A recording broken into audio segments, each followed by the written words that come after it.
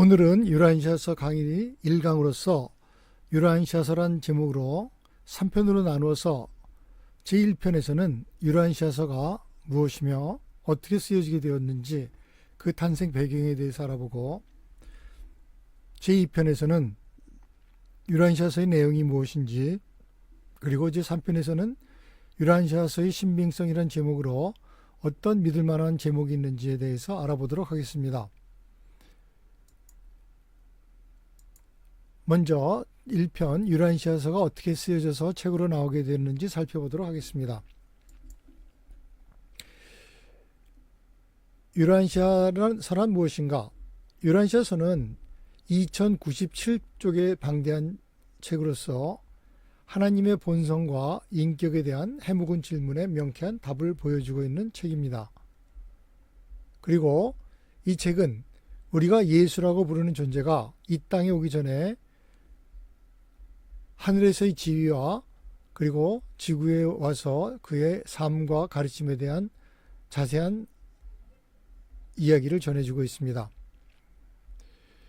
또 이 책은 과학과 철학을 종교에 통합시켜주고, 그리고 삶의 목적과 어떻게 영적으로 성장할 수 있는지에 대해서 해답을 제시하고 있습니다.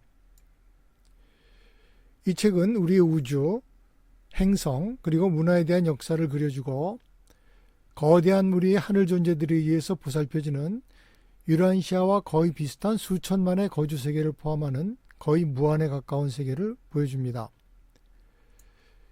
유라인시아서는 하나님을 인간의 이해를 초월하는 사랑을 가지시고 우리 각자를 돌보시는 사랑의 아버지로 드러냅니다. 우리가 영적으로 성장할 수 있게 우리에게 하나님은 당신의 단편 영을 넣어 주셨습니다. 이 단편을 우리는 생각조절자라고 하고, 이 생각조절자가 우리 안에 있으며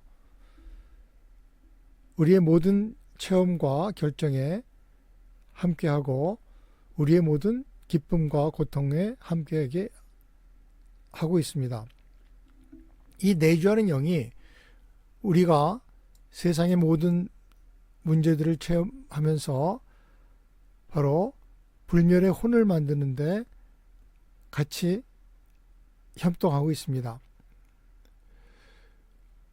우리의 삶 뒤에도 우리는 영적인 상승을 거듭해서 우리 완전하게 된 혼이 파라다이스에서 하나님을 직접 만나게 되고, 그 이후에는 우리는 다시 새로 만들어지는 우주에서 우리와 같은 필사자들을 돕기 위해서 그곳으로 보냄을 받습니다. 유라인시아 독자들은 대체로 이 책을 여러 번 읽고 또 그룹으로 서로 다른 사람과 느낌을 공유하고 또한 발견을 공유하면서 읽습니다. 우리들 중 많은 사람들은 이 책을 읽을 때마다 전에 느껴보지 못했던 새로운 사실을 발견한다고 말하고 있습니다. 우리 마음이 더욱 영적으로 됨에 따라서 더 많은 개념의 의미를 깨닫게 되는 듯 합니다. 유라인시아란 무슨 뜻인가? 유라인시아란 우주에서 부르는 지구의 이름입니다.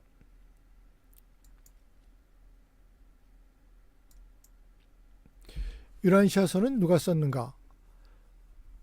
많은 저자가 있습니다.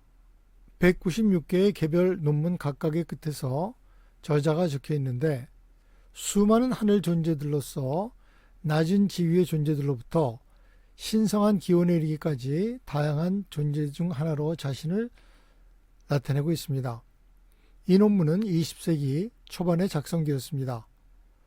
모여진 자료를 받고 정리하는 일을 담당한 윌리엄 세들러 박사는 각계각층의 개인들의 그룹을 모아서 받은 정보에 대해서 토론하고 또 피드백을 제공했습니다.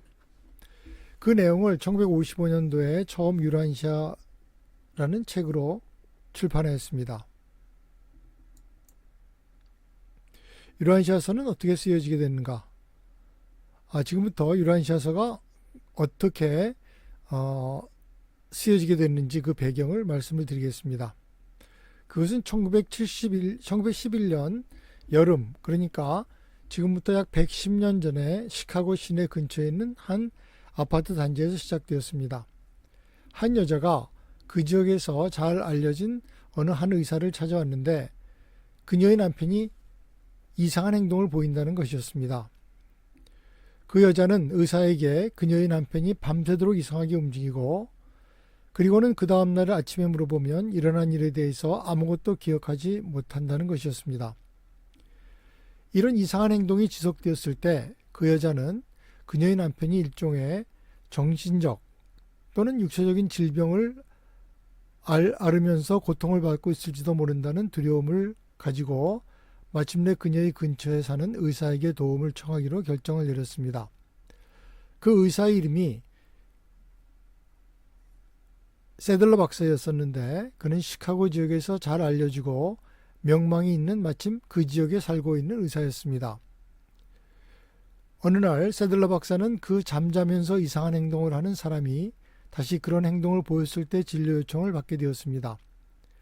세들러 박사는 그 사람을 조사하고 그 사람의 행동을 치료하는 과제를 맡게 되었습니다. 이 치료와 연구가 결국 20여 년 동안에 걸쳐서 이루어지게 되었습니다. 이분이 바로 세들러 박사인데 세들러 박사의 초기 연구 보고서는 그 이상한 행동을 며칠 밤에 걸쳐서 관찰하고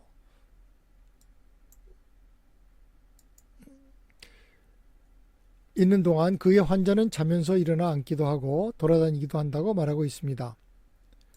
어떤 때는 그 환자가 관찰하고 있던 의사에게 원래 그 사람의 목소리가 아닌 목소리로 말을 하기도 했다고 합니다.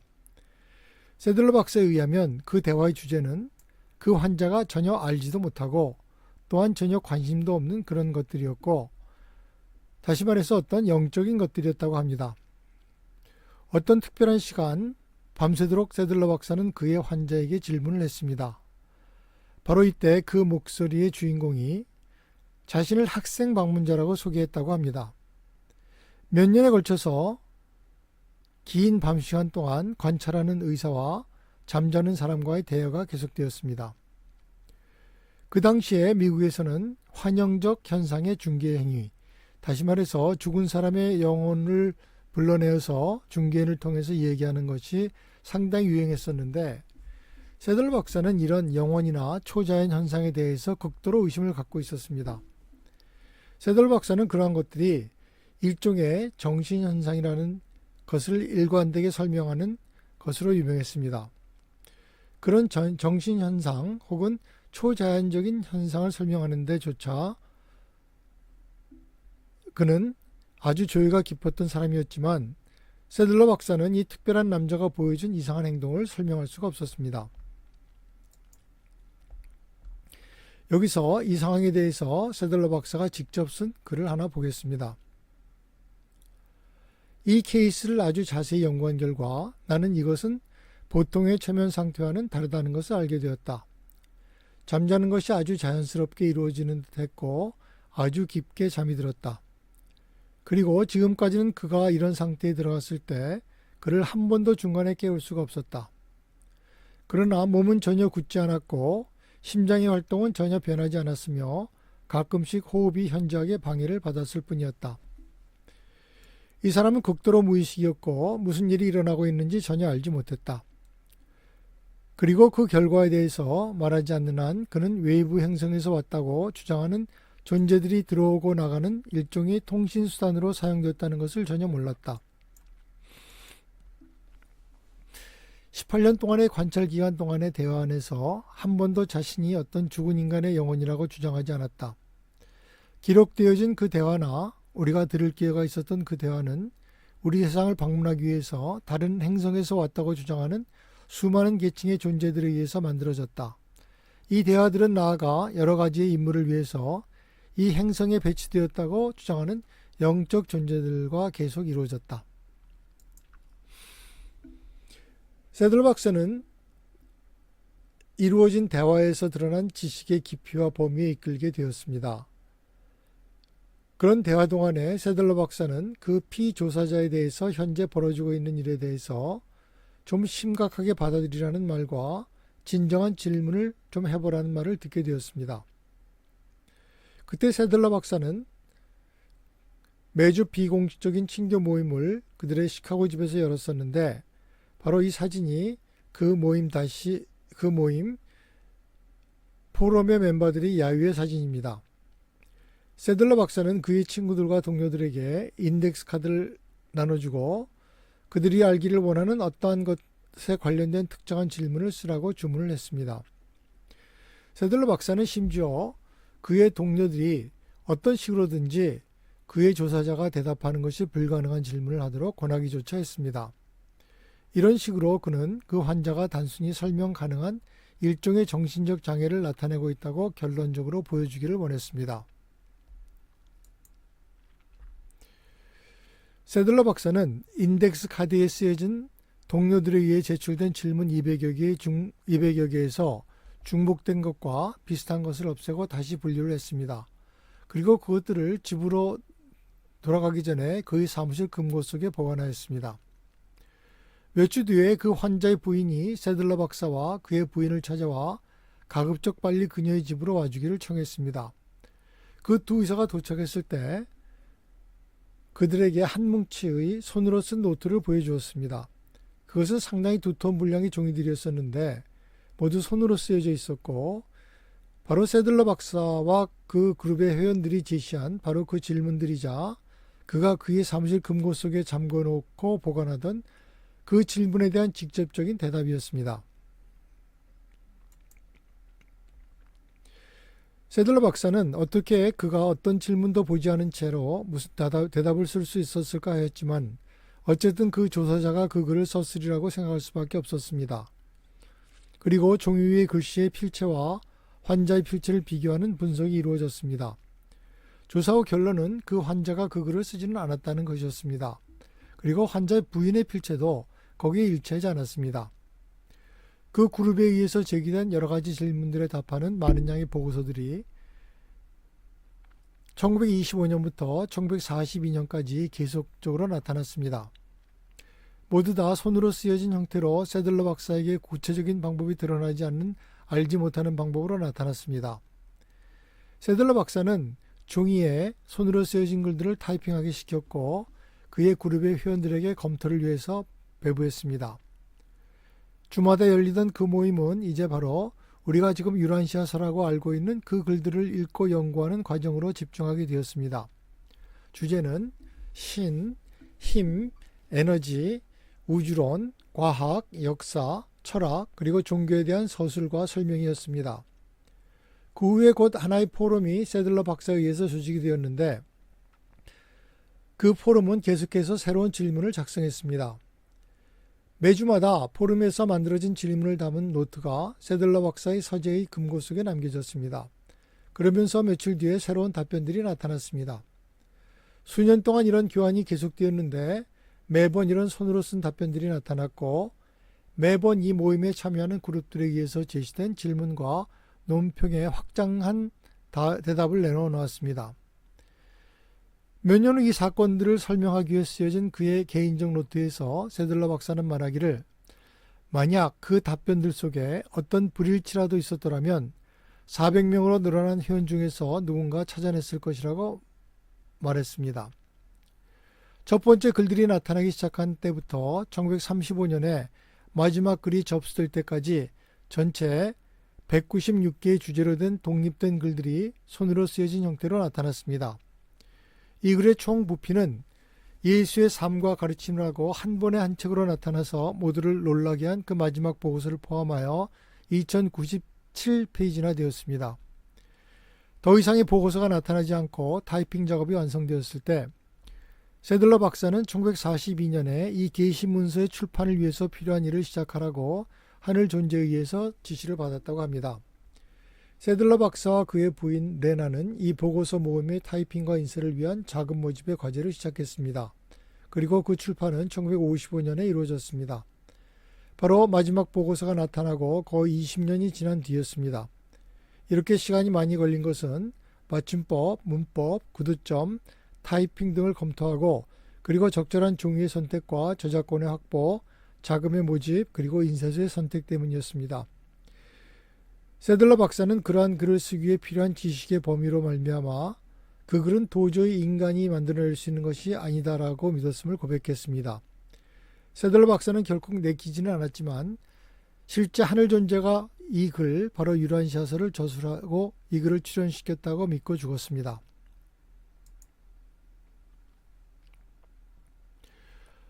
다시 우리가 질문으로 돌아가서 유란시아서의 배경에 교회 같은 어떤 조직이 있는가? 유란시아서의 독자들은 저마다 다른 종교적 배경을 가지고 있지만 유란시아서가 신이 사람에게 내린 가장 최근의 계시라는 책 자체의 주장을 믿는 믿음으로 연합되어 있습니다.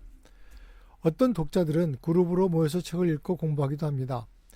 유란시아서 협회 같은 조직이 있어서 책을 널리 전파하는 활동을 하기도 하고, 협회는 스터디 그룹을 만들어 공부하는 것을 장려하고 그 활동을 도와주고 있습니다. 이제부터 제2편으로서 유란시아서의 내용에 대해서 말씀을 드리겠습니다.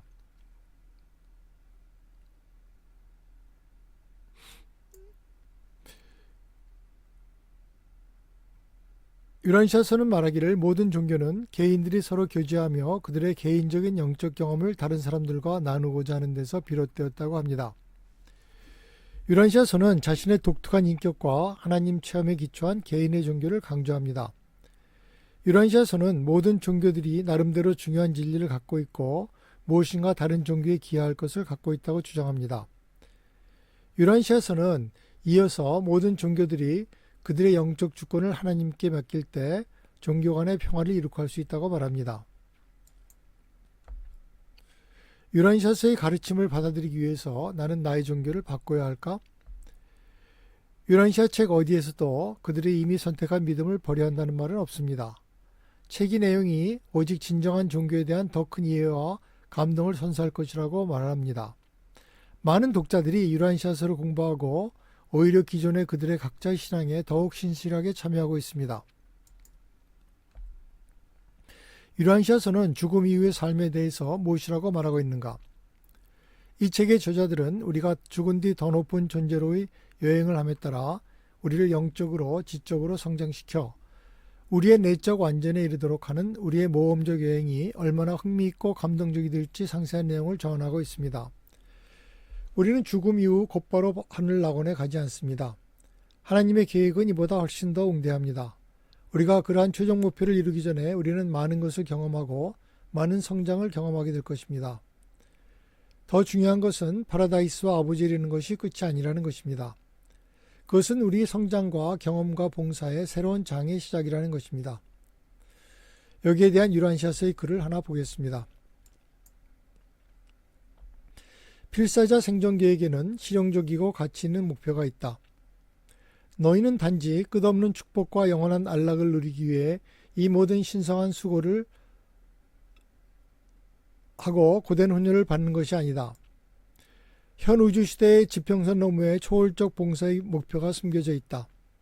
신들이 단지 한 번의 길고 영원한 기쁨 여행으로 당신들을 데려가려고 계획했다면 온 우주를 그렇게 크게 하나의 광대하고 복잡한 실습학교로 만들고 전체 창조의 상당 부분을 교사와 강사로 충원하고 이 거대한 우주체험 훈련학교를 통해 너희들을 한 사람씩 인도하는데 장관 세월을 보내지는 않았을 것이다.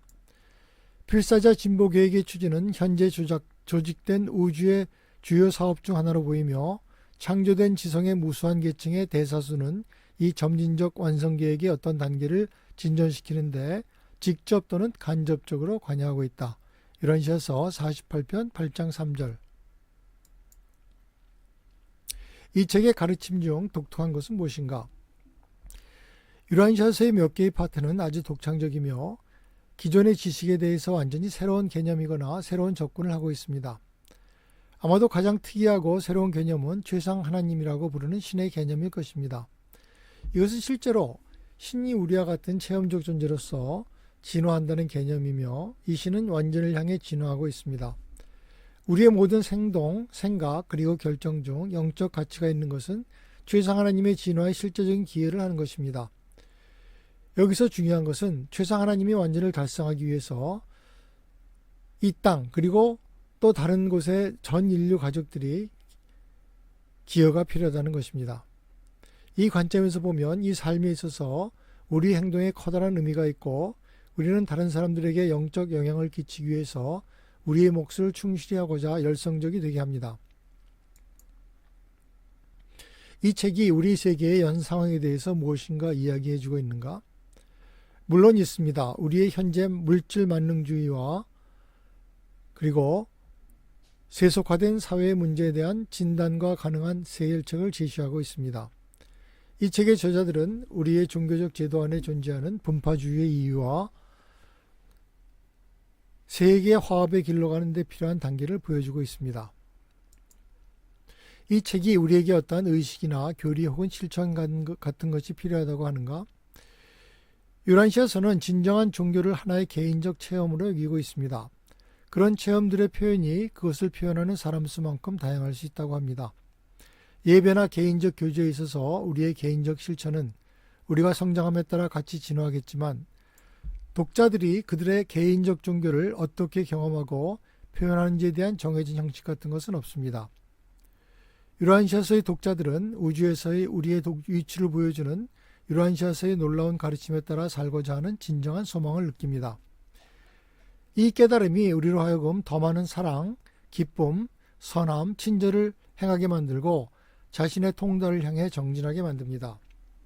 나아가 많은 독자들은 자신 안의 영의 확장을 체험하기 위해 많은 종교에서 하듯이 명상, 예배, 음악, 예술 그리고 기도 같은 것을 활용합니다. 유란시아서는 기독교의 한 분파 혹은 기독교 성경의 확장으로 볼 수 있을까? 유란시아서는 기독교 신약 성경에서 제시한 예수의 가르침과 소명을 더욱 확장시키고 있지만 기독교의 어떤 교리, 예를 들어 희생과 대속과 같은 교리와는 의견을 달리합니다. 유란시아에서는 예수는 우리 지역 우주를 창조하고 이끄는 파라다이스의 창조자 아들로 이야기하고 있습니다. 성경은 다른 복음은 없다고 하는데 어떻게 유란시아서가 진실일 수 있을까? 진정한 진리 탐구자는 성경과 유란시아서 사이의 핵심 진리에는 어떤 모순도 발견하지 못할 것입니다. 유란시아서의 독자들은 누구인가? 유란시아서를 발견하고 고귀하게 간직하는 사람들은 모든 배경, 모든 경제적 계급, 국적, 민족들을 포함합니다. 어떤 사람들은 혼자 읽기를 좋아하고 어떤 사람들은 다른 독자들과 오랜 세월 깊은 유대를 가지며 같이 읽습니다. 비록 유란시아서의 내용에 깊이 공감하여 유란시아서의 가르침을 따르면서 많은 사람들의 그들의 삶을 크게 변화시켰지만 유란시아 독자를 정의할 수 있는 간단한 방법은 없습니다. 유란시아서는 영감을 받아서 쓴 글인가? 유란시아서의 저자들은 그들의 글이 예전에는 인간들에게 알려지지 않은 내용, 다시 말해서 계시라고 말하고 있습니다. 책의 내용을 완성하는 과정에서 계시자는 말하기를 될 수 있는 대로 많은 인간의 개념을 사용해서 내용을 전달하고자 노력했으며 그들이 전달하고자 하는 내용이 인간의 개념에 존재하지 않을 때에만 계시적인 정보를 사용했다고 하고 있습니다. 다른 종교들은 자신들만의 배타적인 진리를 보통 이야기하지만 유란시아서의 저자들은 책 안의 내용들은 언젠가는 미래 세계들의 이해도의 수준에 따라 변경되어야 한다고 말하고 있습니다. 이것은 계시는 계속 진행 중이며 인류가 더 높은 수준의 이해도에 따라 계시도 새롭게 되리라는 것을 분명히 하고 있습니다. 유란시아서가 어떻게 쓰여진 데 대해서는 거의 알려진 바가 없습니다. 단지 말할 수 있는 것은 이제껏 알려진 어떤 것과도 비교가 되지 않게 인간 존재의 모든 점을 통합해주고 통일시켜주는 영적인 삶의 철학을 제시하고 있다는 것입니다.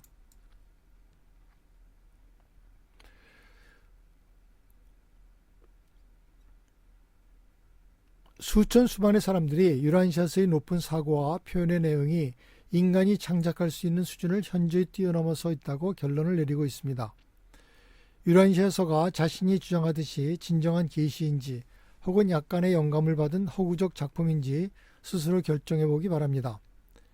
어떤 결론을 내릴지라도 우주의 역사에 대한 설명, 그리고 인류의 진화, 그리고 우리의 영원한 생애에 대한 하나님의 계획 같은 것들은 당신의 삶과 당신 주위의 세계에 대한 당신의 이해를 확실하게 변화시켜 줄 것입니다.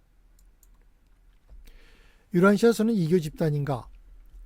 당신이 이교 집단을 어떤 강력한 종교 지도자, 특별한 예식과 행위, 교율에 의해서 인도되는 특별한 종교 집단이라고 정의한다면 유란시아서 독자들은 전혀 이런 것과는 상관이 없습니다. 유란시아서 독자들에게는 그런 카리스마적인 지도자도 없고 조직도 없고 교리도 없습니다.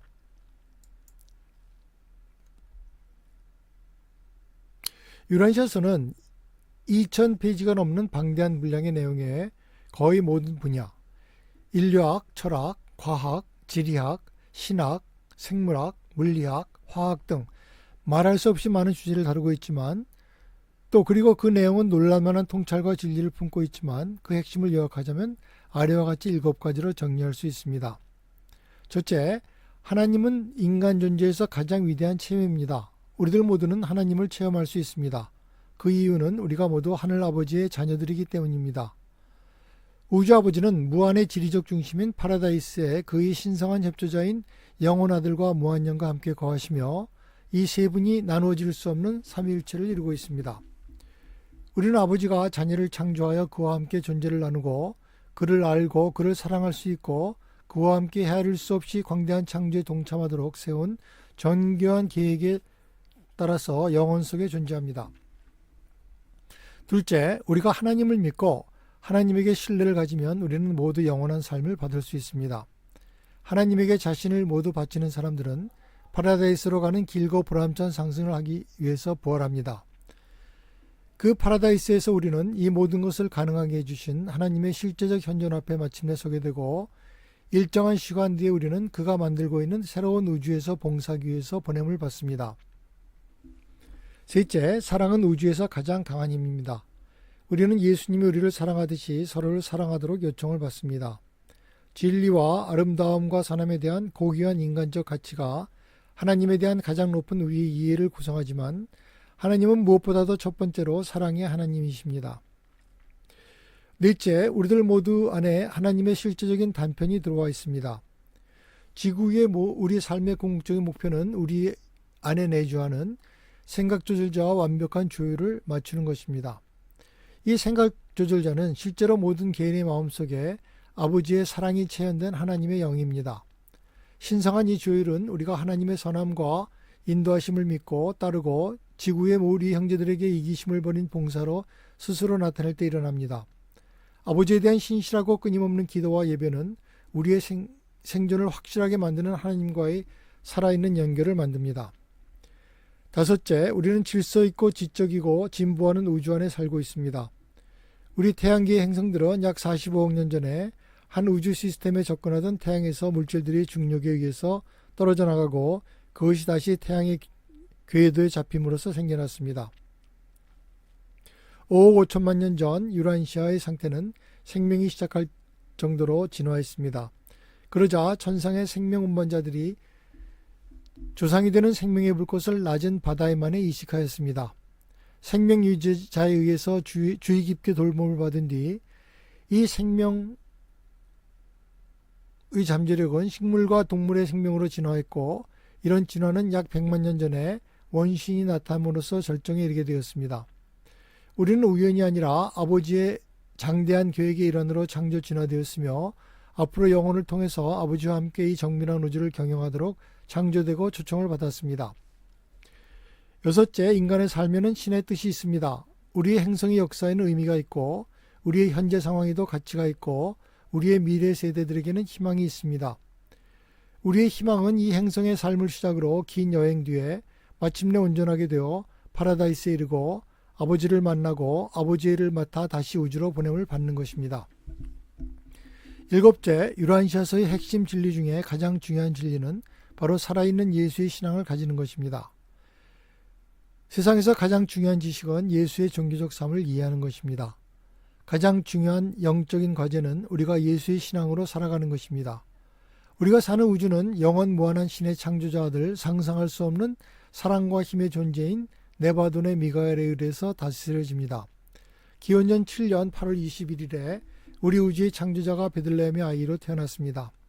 나사렛의 예수로서의 삶은 미가엘에게 그가 필요로 하는 인간 삶의 깊은 경험을 주었으며 그의 삶의 과정을 통해서 우리 인간이 할 수 있는 하나님과의 동역자의 관계를 보여주었습니다. 우리는 예수의 삶을 연구함으로써 우리가 어떻게 하나님과의 신성한 동역자 관계에 들어갈 수 있는지 깨달을 수 있습니다. 우리는 예수에 대한 신앙으로가 아니라 살아있는 예수의 신앙으로서 구원을 받습니다. 유란시아서는 어떻게 구성이 되어 있는가?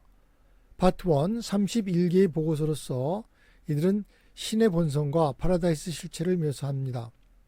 초우주의 우주론과 그곳의 거주민과 기능을 설명하고 중앙우주와 초우들의 조직과 운행을 설명합니다. 파트 2 25개의 보고서로서 이 보고서들은 지역 우주의 구조와 그 행정단위 그리고 우주들을 책임지고 있는 인격체들을 설명합니다. 이 보고서들은 인간 인격체가 유란시아 행성에서의 삶을 마치면 이후 이어지는 과정에 대해서 많은 것을 이야기해 줍니다. 파트 3 63개의 보고서 우리 행성 유란시아의 기원과 그것이 속한 태양계의 기원에 대해서 설명합니다. 지리학적 생물학적 진화의 역사와 인종, 문화, 관습, 철학 그리고 종교들의 기원에 대해 설명합니다. 우리에게 잊혀졌던 우리의 역사와 진화에 대해서 많은 것을 깨닫게 해줍니다. 새롭고 높은 차원의 종교적 통찰을 제공합니다. 파트 4 77개의 보고서 나사렛 예수로 우리에게 알려진 실제로 우리 지역 우주의 군주인 미가엘의 육신화와 그 삶과 가르침에 대해서 서술합니다. 우리에게는 알려지지 않은 출처에 의해서 그의 육신화 이전의 정체와 이 땅에서의 삶이 한 해 한 해 자세히 기술되어 있습니다. 우리는 그의 가족생활, 종교적 성장, 그의 아버지의 죽음 등 알려지지 않은 많은 사실들을 접하게 됩니다. 그리고 기적이라고 여겨지는 사건들의 실상을 알려줍니다. 현재는 비록 기독교란 형태 속에서 희석되고 타협된 형태로 남아있지만 예수의 가르침을 다시 재조명해 줍니다. 인간에 대한 그의 위대한 사랑을 다시 일깨워주고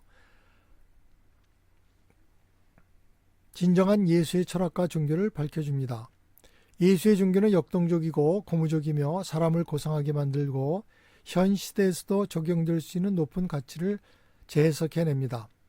이 책에서 우리는 다른 어떤 출처에서도 얻을 수 없는 삶에 대한 근본적 조망과 개인적 철학을 얻을 수 있으며 간단히 말해서 유란시아서는 우리에게 이 생애에서 찾을 수 있는 진실과 실체에 대해서 알려주고 우리의 육체의 기능이 작동하는 한 기꺼이 열정적으로 삶의 경험을 통해서 지식을 얻고 기꺼이 가치 있는 체험을 추구하여 이렇게 삶과 연관된 지식은 우리의 지혜가 됩니다.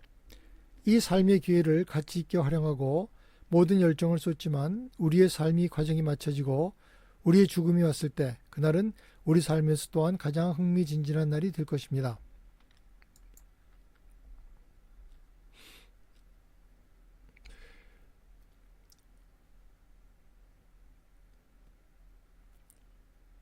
유란시아서의 중요 내용에 대해서 말씀을 드리겠습니다.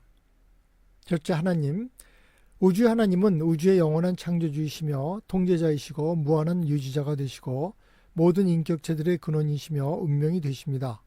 하나님이 없이는 어떠한 실체도 존재하지 않으며 존재하는 어떤 것도 의미가 없습니다.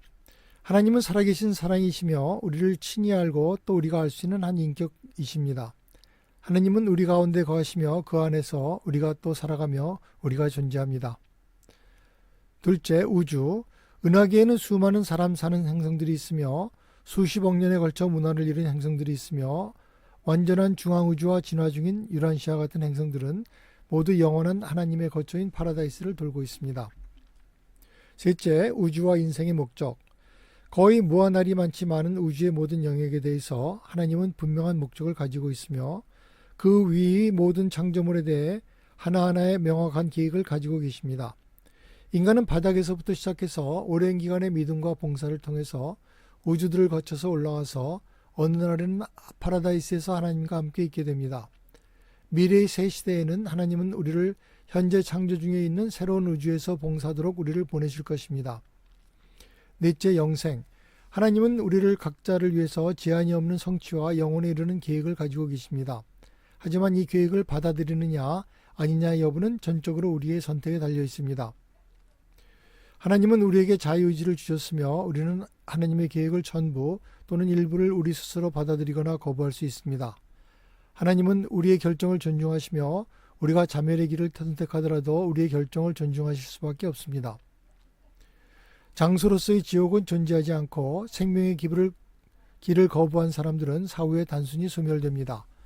하나님은 우리 모두를 사랑하시며 모두가 영생하기를 바라시지만 그는 이미 우리에게 우리 자신의 운명을 결정할 특권을 허락하셨습니다. 다섯째, 인간 내부의 빛. 우주 아버지는 우리들 각자에게 우리의 마음에 와서 거하는 그의 영의 본신을 주셨습니다. 그리고 그가 우리를 영생으로 인도하십니다. 어떤 사람의 일생의 목표가 온전히 순수하고 그의 믿음이 온전하면 그는 영적으로 이 신성의 조절자와 결합하고 영원히 하나님과 하나가 됩니다. 그러한 결합은 보통 우리가 육체를 벗은 사후에 일어나며 이는 끝없이 계속되는 영혼을 향한 순례의 시작이 됩니다. 여섯째, 믿음. 우리가 신성한 본질에 참여하는 자가 되는 것을 보증하는 것은 하나님의 약속에 대한 개인적인 믿음입니다. 우리는 우리가 가진 것과 우리 자신을 모두 기꺼이 하나님께 드릴 수 있어야 하고 우리의 헌신은 무조건적이어야 합니다. 믿음이 영생을 얻는 데 치르는 값입니다. 일곱째, 의롭게 됨. 하나님을 사랑한다고 하면서 아직 높은 도덕과 윤리의 수준에 따라 살지 않은 사람은 자신을 속이는 사람입니다. 흠없이 온전한 삶은 하나님께 자신을 바치는 삶에서 필연적으로 오는 결과입니다. 우리가 의롭기 때문에 구원을 받지는 않지만 우리는 하나님을 사랑하고 그의 뜻을 따라 행하기를 원하시기 때문에 하나님이 주시는 가치 있는 삶을 기꺼이 삽니다. 여덟째, 영적 변화. 하나님을 발견하는 이전의 방식은 자신을 억압하고 복종하는 모든 규칙을 엄격히 지키는 데 있었지만 새로운 방식은 우리는 먼저 진리의 영으로부터 변화되고 그 결과 우리의 혼이 계속적으로 영적으로 새롭게 되어 하나님의 온전한 뜻을 실행할 수 있는 힘을 부여받고 확신에 차서 기쁜 마음으로 그 뜻을 따라 행하는 데 있습니다. 아홉째, 신과 인류는 한 가족. 우리는 모두 하나님이 만드신 수없이 많은 존재가 속한 우주 가족의 일원입니다. 우리는 모두 서로 형제와 자매가 되며 따라서 서로 모든 영향을 주고받습니다. 어떤 구성원의 선한 행성도 전 가족을 앞으로 나가게 하며 어떤 구성원의 실패는 우리 모두를 후퇴시킵니다. 열 번째, 형제를 향한 봉사. 영적인 변화는 필연적으로 우리의 동료인 인간들에 대한 봉사로 나타납니다. 우리는 이 지구를 하나님이 의도했던 대로의 장소로 만들기 위해서 그의 동역자가 됩니다. 다른 사람들에 대한 봉사와 동떨어져서는 인생은 의미가 없어지고 성취할 것이 없어집니다. 11번째, 예수의 성육신. 유란시아서는 전체 분량 2097쪽의 거의 3분의 1을 예수의 생애와 가르침에 대한 기술로 할애하고 있습니다. 아마도 이 부분이 이 책의 가장 큰 의미를 보여주는 부분이 될 듯 싶습니다. 이 책은 예수를 하나님의 아들로서 우리가 사는 우주를 직접 창조하신 것으로 밝히고 있습니다. 이 우주에는 많은 수의 예수와 같은 하나님의 아들이 존재하며 이 아들들은 다른 우주에서 예수와 같은 역할을 맡습니다. 하지만 우리에게는 이 지구의 나사렛 예수로서 성육신한 하나님의 아들이 결정적인 우리의 창조주가 됩니다.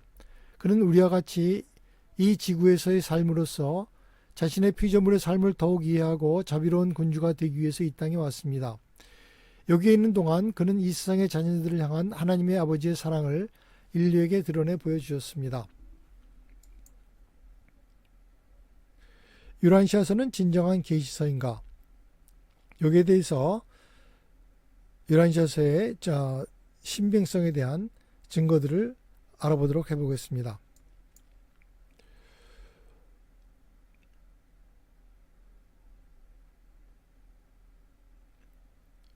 인간은 주위의 환경을 인식하면서부터 많은 철학적 질문들을 해왔습니다. 우리는 왜 여기에 있는가?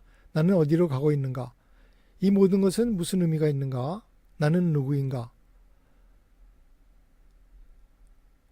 인간이 무엇을 조사할 때는 과학적인 연구 방법으로 모든 가설을 세워놓고 그 가설이 모든 면에 적합하면 그것을 올바른 이론으로 인정하게 되는 그런 과학적인 방법을 사용해 왔습니다. 하지만 철학과 종교의 분야에 있어서는 실제로 과학적인 방법과 같이 가설을 세우고 증명을 하기가 쉽지를 않습니다.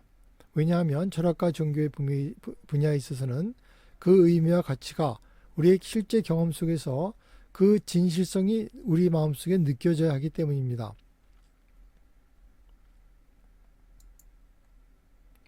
하지만 역사에는 우리에게 많은 선지자라고 불리는 많은 사람들이 나타나서 이런 새로운 진실, 다시 말해서 가정을 보여주고 많은 사람들을 감복시키고 새로운 종교의 경제로까지 발전시키고 문명의 발전에 심대한 영향을 미쳤음을 보여주고 있습니다. 이러한 예로 인도의 고타마 시달타, 중국의 노자나 공자, 에집트의 이크나톤, 페르시아의 조르아스타 같은 인물들을 들 수 있습니다. 이들은 모두 약 2500년 전에 마치 계획한 듯이 신비하게 나타났고 이어서 나사렛 예수와 아라비아의 모하멧이 나타났습니다.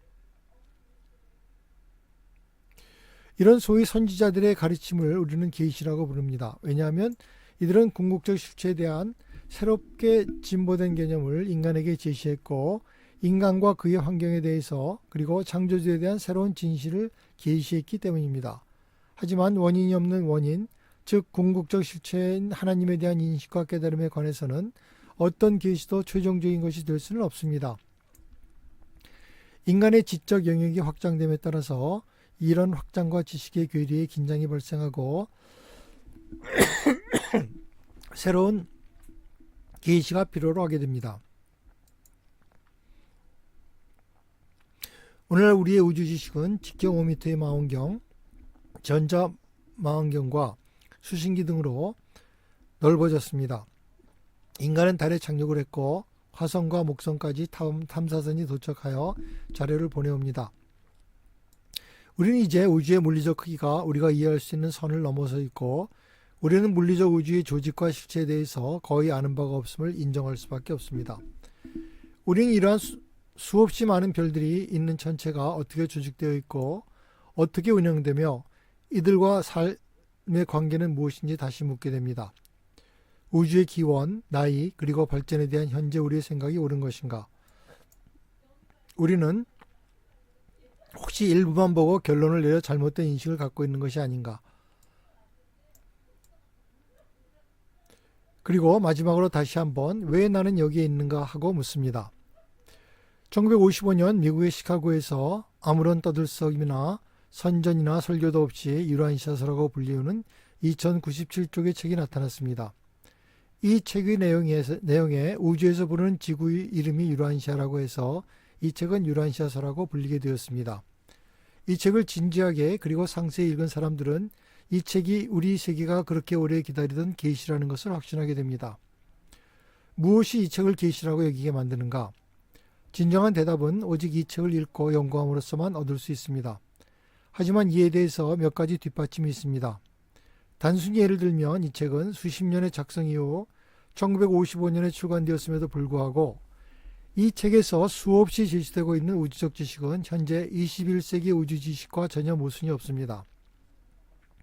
예를 들어 유란시아서에는 태양에 존재하는 칼슘에 대해서 자세히 언급하는데 이는 실제로 1964년에 발견되었습니다. 이 책은 인간의 본성과 운명에 대해 설득력인 이야기를 제시하고 있습니다. 이 책은 예수에 대한 종교 대신에 예수의 종교를 가르치고 있습니다. 이 책은 모든 종교 안에 있는 진리를 식별하고 진화의 종교와 계시의 종교를 구별하고 있습니다.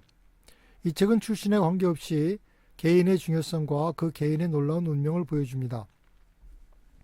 이 책은 사실과 의미와 가치를, 다시 말해서 과학과 철학과 종교를 구별하고 이들을 다시 진정한 하나의 통합으로 묶어줍니다. 이제부터 유란시아서의 신빙성의 증명의 단서들을 찾아보도록 하겠습니다. 유란시아서의 독자들 사이에서 나오는 변함없이 나오는 주제가 당신은 어떻게 유란시아서가 진짜이고 나아가서 믿을만 하다고 생각하는가입니다.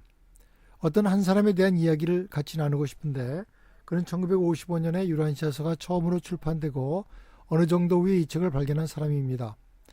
이분은 메르세디스 스프룽거라고 하는 그 당시의 인디아나주 웨인이라는 곳의 유나이티드 교회의 목사이었습니다.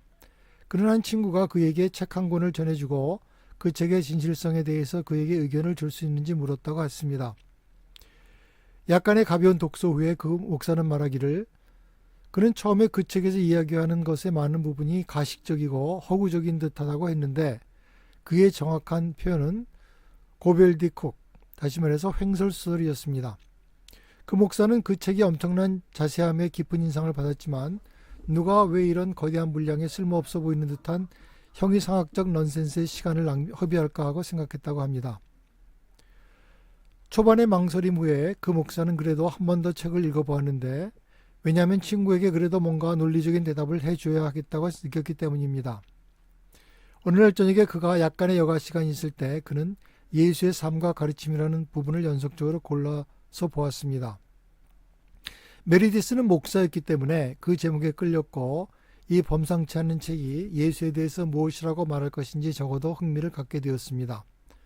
그것은 바로 충격적인 순간이 되었는데 성경에 대해서 많은 지식을 갖고 있는 그가 말하기를 예수의 삶의 풍성한 세부 이야기가 그에게 갑자기 뛰쳐나왔다고 표현하였습니다. 몇 달간의 심도 있는 독서와 혹은 심지어 가볍게 부담없이 읽은 부분에서도 이 책의 중요성이 더욱더 인상 깊게 부각되기 시작했다고 합니다. 메리디스 스프룽거 박사는 그의 증명의 단서를 이렇게 인식했습니다. 그가 말하기를 계시의 모든 이야기들이 그렇게 절묘하게 서술되어 있으며 진리의 인식이 공명했다고 했습니다. 그 목사는 그날 이후 단순한 독자가 되었을 뿐만 아니라 유란시아서와 성경의 가르침을 조화시키는 핵심 인물이자 지원자가 되었습니다. 목사로서 그는 그 책이 믿을만하고 독창적이고 그리고 진짜라는 사실을 이해하게 다시 말해서 믿게 되었습니다. 오늘날까지 그 책은 그의 사역의 종합적인 한 부분으로 남아 있습니다. 그가 무엇이 그의 마음을 바꾸게 했냐고 질문을 받았을 때 무엇이 유란시아서의 진정성을 믿게 했는지 적어도 예수의 삶과 가르침이라는 부분에서만이라도 무엇이 그를 믿게 했는지를 말해달라고 요청을 받았을 때 그는 말하기를 그가 12사도의 삶의 세부적인 기술을 하는 부분을 읽고 연구해 본 뒤에 계시의 진정성을 확신할 수 있었다고 했습니다. 스프룽거 박사에 의하면 어느 누구도 진짜 그들이 말하고 있던 것을 모른다면 그렇게 설득력 있게 사도들의 인격과 삶에 대해서 자세한 묘사를 할 수 없었을 것이다. 그리고 당신이 그들을 개인적으로 알지 못한다면 그렇게 명확한 이해를 바탕으로 그들을 그려내지 못했을 것이라고 덧붙였습니다. 아래에 발췌된 사도 도마의 이야기는 예수 관련 부분에서 발견되는 글에 엄청난 상세함을 보여주고 있습니다. 도마의 어린 시절은 불행했으며 그의 부모는 결혼 생활에서 원만치 못했고 이것이 어른에 대한 도마의 체험에 반영이 되었다. 그는 매우 사귀기 힘들고 다투기를 잘하는 기질로 가지면서 자라났다. 그의 부인까지도 그가 사도들에게 참여하게 되어 기뻐했으며 그녀는 자신의 비관적인 남편이 대부분의 시간 동안 집을 비우게 되었다는 생각에 안도의 숨을 내쉬었다. 도마는 또한 의심을 하는 경향이 있어서 그와 평화롭게 지내기가 힘들었다. 베드로는 처음에 도마로 인하여 매우 화가 나서 자기 형인 안드레에게 도마는 깍쟁이이고 미우며 항상 의심을 하는 자라고 불평을 늘어놓았다. 그러나 그의 동료들은 도마를 더 잘 알게 될수록 그를 더욱 좋아하게 되었다. 그들은 그에게서 매우 정직하고 굽히지 않는 충성심이 있다는 것을 발견하였다. 그는 완전하게 진지하였으며 분명하게 진실하였지만 타고난 흠잡기를 좋아하는 사람이었으며 진정한 비관주의가 되면서 자라왔다. 그의 분석적인 마음은 의심하는 성향을 갖게 되었다. 그는 12사도들을 알아가게 되면서 그의 동료들로부터 급속도로 신뢰를 잃었지만은 예수의 고상한 성격과 가깝게 사귀게 됨에 따라서 도마의 모든 기질은 변하기 시작했다. 그리고 그의 동료들에 대한 그의 정신적인 반응에도 많은 변화를 주었다. 도마의 큰 장점은 그의 굉장한 분석적인 마음에 굽힐 줄 모르는 용기, 그가 일단 마음을 정했을 때에는 굽힐 줄 모르는 용기가 더해진 것이었다. 그의 큰 약점은 남을 신용하지 않는 의심이었는데 그것은 육신 속의 삶 동안에는 충분히 극복되지 못하였다. 12사도의 조직 안에서 도마는 여행 일정을 세우고 관리하는 임무를 맡았으며 사도 대원들의 일과 움직임들에 대해서 유능한 관리자였다. 그는 훌륭한 행정자였고 우수한 사업가였지만 자신의 변화무쌍한 기분에 의해 손해를 많이 보았는데 하루는 이런 사람이었다가 다음 날엔 다른 사람이 되어 있었다. 그가 사도들의 일원이 되었을 때 그는 시무룩하게 우울하게 하는 경향이 있었는데 예수와 사도들과의 접촉으로 인하여 이 병적인 성격이 많이 치료되었다. 예수는 도마와 매우 많이 즐기셨고 그와 여러 번 긴 시간 동안 개인적인 이야기를 나누셨다. 사도들 가운데서 그의 현존은 모든 정직한 의심 품은 자들에게 큰 위안이 되었고 많은 고민하는 마음들을 그들이 비록 예수의 가르침에서의 영적 그리고 철학적 위상에 대하여 모든 것을 전적으로 납득할 수 없었다 해도 왕국 안으로 들어올 수 있도록 용기를 주었다. 12사도 안에 도마가 들어가 있었다는 사실은 정직하게 의심 품은 자들도 예수가 사랑했다는 불변의 선언이었다. 요한시하서 139편 8장 3절에서 6절.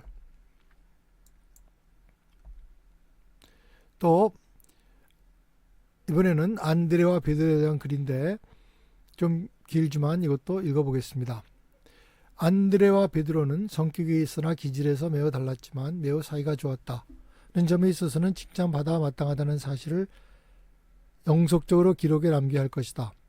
안드레는 결코 베드로의 응변수를 질투하지 않았다.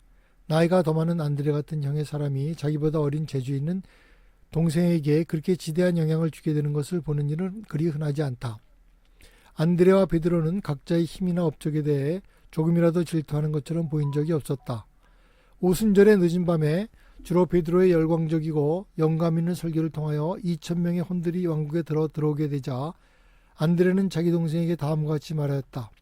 나는 그렇게 할 수 없지만 그렇게 할 수 있는 동생을 가져서 기쁘다. 거기에 베드로가 이렇게 답변하였다. 형이 나를 주에게 데려오지 않았다면, 그리고 꾸준히 나를 주 앞에 붙잡아 두지 않았다면 나는 이런 일을 하지 못했을 것입니다.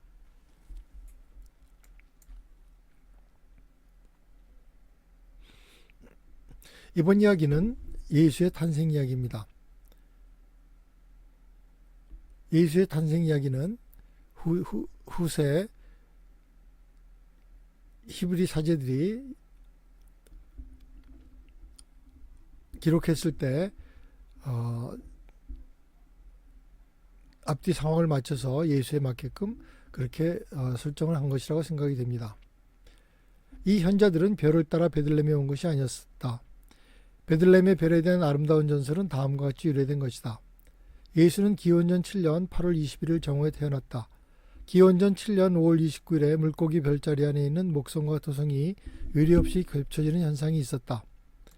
같은 해 9월 29일과 12월 5일에도 이와 비슷한 겹쳐지는 현상이 있었다는 것은 주목할 만한 천문학적인 사건이다.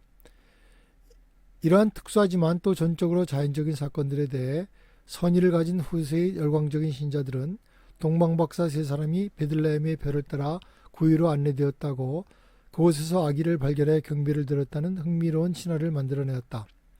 동양적이거나 근동의 마음을 지닌 자들은 요정에 관한 이야기를 좋아하며 그들은 종교 지도자들이나 정치적 영웅들의 삶에 관해 아름다운 신화를 계속해 지어낸다.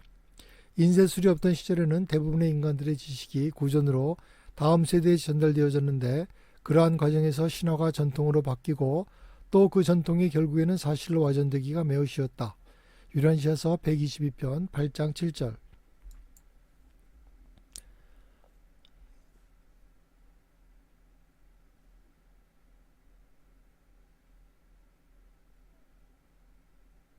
이번에는 네안데르탈인에 대한 요한시하서의 이야기입니다.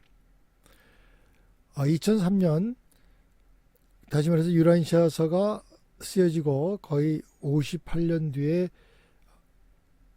2003년에 스미소니안 잡지의 조 알포라는 기자가 네안데르탈인에 대해 조사를 했었는데 그때 나온 이야기와 50년 전에 쓰여진 요한시하서의 내용과의 유사성을 살펴보기를 바랍니다.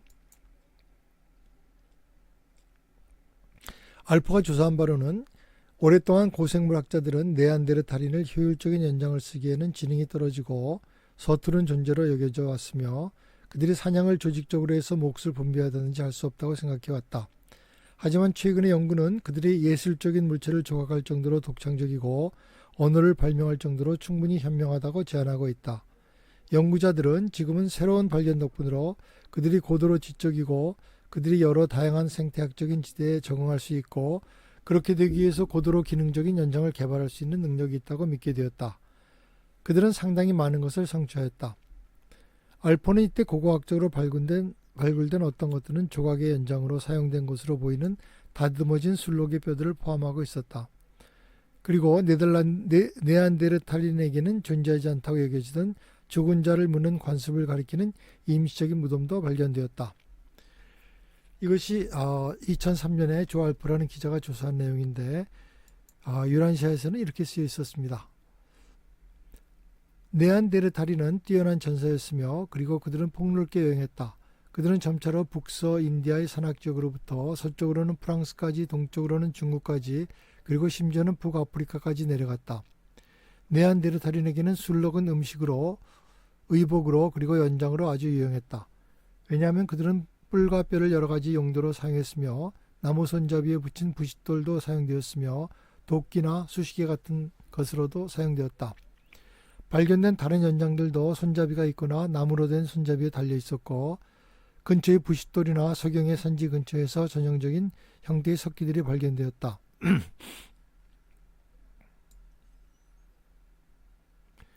2003년의 연구자들은 믿었습니다.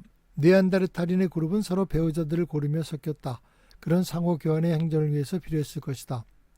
이에 대해서 1933년에 계시자는 확증적으로 기술하기를 아마도 네안데르탈인은 가장 성공적인 사냥꾼에게 여자들 중에서 부인을 고를 수 있도록 제도를 선택한 첫 번째 인종이었다. 여기서 중요한 점은 어떻게 1934년에 게이시의 저자들이 2003년에 고생물학자들이 갖고 있는 정보보다 훨씬 많은 정보를 사라져버린 인종에 대해서 갖고 있었을까 하는 것이다. 세 가지 가능한 대답을 할 수 있는데 그들이 단순히 추측을 했거나 그들이 그 당시에 과학계에 알려지지 않는 정보를 어떻게든지 입수했거나 아니면 그들이 주장하는 대로 그들이 그곳에 있었다는 것이다.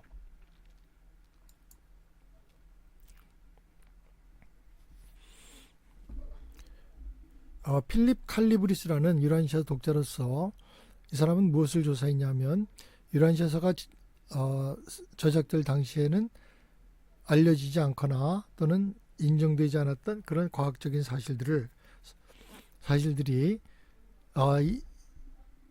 현재 와서 인정되게 된 그런 사실들을 조사해 보았습니다. 물론 많이 있지만 여기서 몇 가지만 들어보도록 하겠습니다.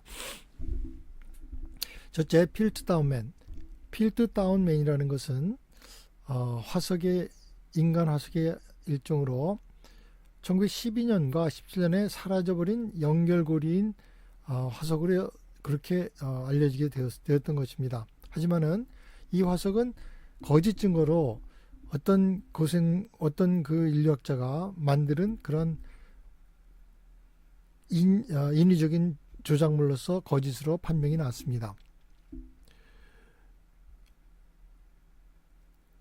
윌리엄 그레고리와 헨리 오스본을 포함한 이 분야의 거의 모든 과학자들에게 속았습니다. 만약에 유란시아서가 진지하게 필다운맨을 다루고 인정했더라면 유란시아서는 게이시로서의 신뢰를 이뤘을 것입니다. 유란시아서는 네안데르탈인, 크로마뇽인, 자바원인, 하이델베르크인 그리고 심지어는 진화이론의 주류이론을 모두 묘사하고 인정하면서도 유란시아서는 그러한 잃어버린 고리, 다시 말해서 미싱 링크로서의 필다운맨 같은 것은 발견될 수 없다고 단호하게 말했습니다. 왜냐하면 그런 것은 애초에 존재하지 않는다고 했습니다. 보수적으로 말해도 2% 정도의 과학자만이 이 필다운맨이 잃어버린 연결고리라는 것을 믿지 않았을 뿐입니다. 임의로 한 과학자를 선택했을 때 그 확률은 50명 중 1명 정도였을 뿐입니다. 둘째는 판기아 이론으로서 알프레드 베게너의 1920년대의 단일 대륙판 이론으로서 하나의 판이 쪼개져서 떠다닌다는 이론이었는데 1929년까지 거의 대부분의 학자들에게서 배척을 당했고 1950년대 후반과 60년대에 들어와서 인정을 받게 되었습니다. 1950년대까지 베게너의 대륙 부유설은 단지 소수의 지질학자들에 의해서만 지지되었습니다. 아마도 임의로 선택했을 때의 지지 확률은 20명 중에 한 사람도 되지 않았습니다. 하지만 유란시아서는 이 이론을 올바른 이론으로 받아들였습니다.